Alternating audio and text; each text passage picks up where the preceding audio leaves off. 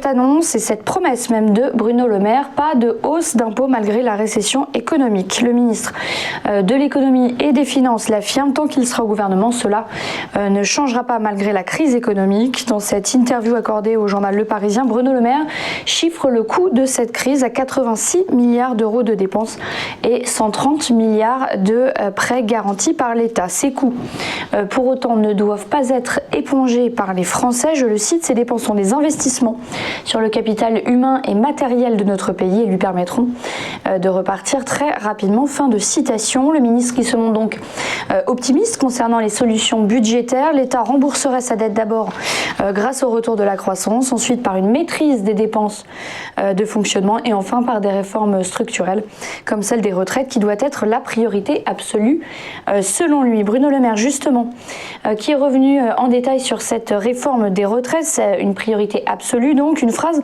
qu'Elisabeth Borne, elle n'a pas laissé passer. La ministre du Travail s'est opposée à son homologue dans l'émission Dimanche en politique sur France 3.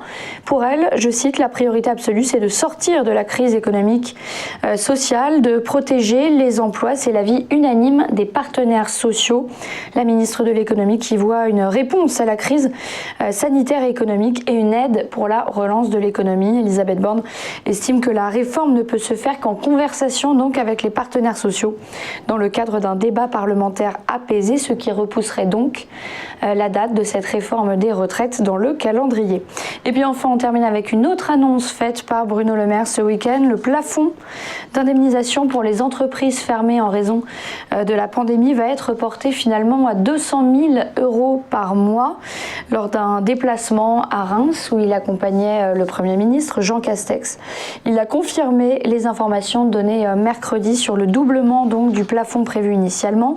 Le gouvernement avait annoncé ce nouveau dispositif de soutien qui comprend une indemnisation pour les entreprises avec au moins 50 employés à hauteur de 20% de leur chiffre d'affaires par rapport à celui engrangé l'an dernier durant le même mois. Voilà pour les principales informations. Rapidement un point sur ce qu'il s'est passé en bourse en fin de semaine. Les principales places européennes ont fini la séance vendredi en hausse. Paris a gagné 0,56%, Francfort 0,37% et Londres 0,07%. Les trois places donc ont légèrement progressé sur l'ensemble de la semaine. Outre-Atlantique, aux États-Unis, la bourse de New York a fini en hausse après une semaine écourtée. Au lendemain de Thanksgiving, le Dow Jones a gagné 0,13%, le S&P 500 a pris 0,24%, le Nasdaq a avancé de 0,92%. Et puis enfin, on termine avec ces chiffres. Au Japon, la bourse qui a clôturé en baisse ce matin, le Nikkei a abandonné 0,79%, le Topix a perdu 1,77%. Restez bien avec nous, le Live TV Finance qui continue dans un instant avec le Chronocac. On suivra l'ouverture de la bourse de Paris. À tout de suite.